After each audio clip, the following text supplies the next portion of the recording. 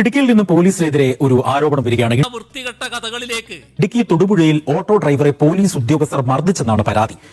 ഒട്ടേറെ പരിമിതികൾക്കിടയിലും മികവുറ്റ പോലീസിംഗ് ആണ് നിങ്ങൾ നടത്തുന്നത്. സ്റ്റേഷനിൽ കൊണ്ടുപോയി അസഭ്യം പറയുകയും മർദ്ദിക്കുകയും ചെയ്തു എന്നാണ് പരാതി. കേരള പോലീസ് തന്നെ അതിന്റെ ഭാഗമായി നിരവധി പദ്ധതികൾ ആവിഷ്കരിച്ചിട്ടുണ്ട്. ഇവിടെ പോലീസ് സ്റ്റേഷന് സമീപത്തെ ഓട്ടോ സ്റ്റാൻഡിൽ ഓട്ടോ പാർക്ക് ചെയ്യുന്നതിനിടയിൽ യൂണിഫോമിൽ ഇല്ലാതിരുന്ന 2 പോലീസുകാർ സലീമിന്റെ വാഹനത്തിലടിച്ചു. അവരെ ഏൽപ്പിച്ചൊരു ചുമതലയാണ്.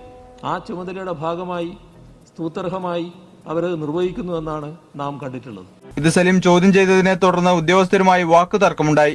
തുടർന്ന് കൂടുതൽ പോലീസുകാരെത്തി സലീമിനെ സ്റ്റേഷനിലേക്ക് കൊണ്ടുപോവുകയായിരുന്നു. കേരള പോലീസ് നവീകരണത്തിന്റെ പാതയിലാണ്. സ്റ്റേഷനിൽ വെച്ച് ഉദ്യോഗസ്ഥർ അസഭ്യം പറയുകയും ജനനേന്ദ്രിയത്തിൽ കുത്തിപ്പിടിച്ച് മർദ്ദിക്കുകയും ചെയ്തു എന്നാണ് പരാതി.